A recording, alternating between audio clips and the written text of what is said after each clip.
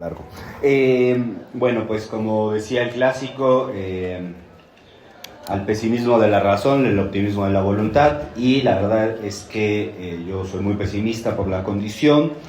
Creo que en los últimos 2 décadas no había visto una condición tan grave.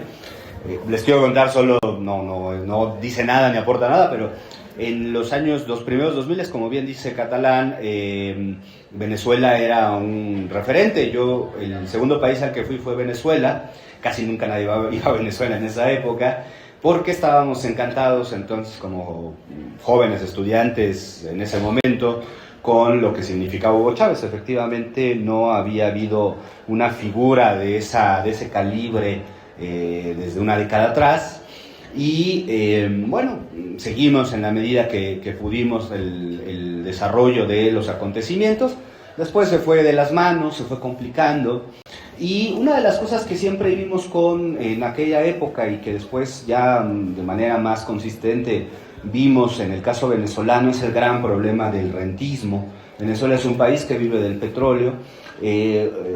Arturo Uslar Petri, que fue el embajador de Venezuela en México a mediados del siglo XX, hablaba de que era un país que sembraba petróleo, ¿no? Entonces, esta dependencia tan fuerte a un solo producto, que además es el producto del capitalismo fósil, pues nos hace parecer que allí hay una gran mina de oro, el estado mágico, como decía Fernando Coronil.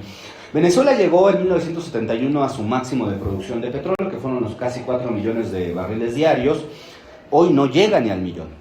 Es decir, la industria venezolana del petróleo está en crisis. Yo les recomiendo, quien esté interesado en el petróleo, este libro de un amigo, Manfred Gehrig, que es un venezolano que está en Colombia, que se llama La larga depresión venezolana. Está en red, el libro se puede conseguir.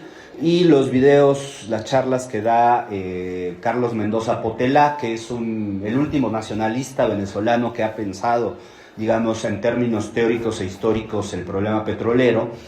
Y lo que apuntan todos estos autores, jóvenes generaciones, viejas generaciones, es que ese país tendría que salir del petróleo, que tendría que entrar a una etapa post-petrolera, porque el peso del rentismo es muy fuerte.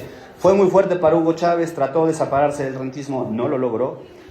Por supuesto, lo que vino después de Hugo Chávez tampoco lo lograron, tampoco lo quisieron lograr, y de hecho fue peor porque se fue a crisis la producción petrolera.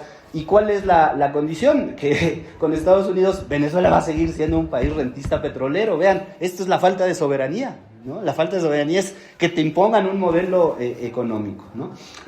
Va a costar, según las estimaciones de este ingeniero Mendoza Potela, a lo más en 2 o 3 años estaríamos hablando que Venezuela llega a 2 millones de barriles, 2,5 millones, porque hay que reparar toda la infraestructura que está muy deteriorada. No van a invertir, los norteamericanos no van a invertir, van a reparar, pero no van a invertir en nuevos pozos por múltiples historias.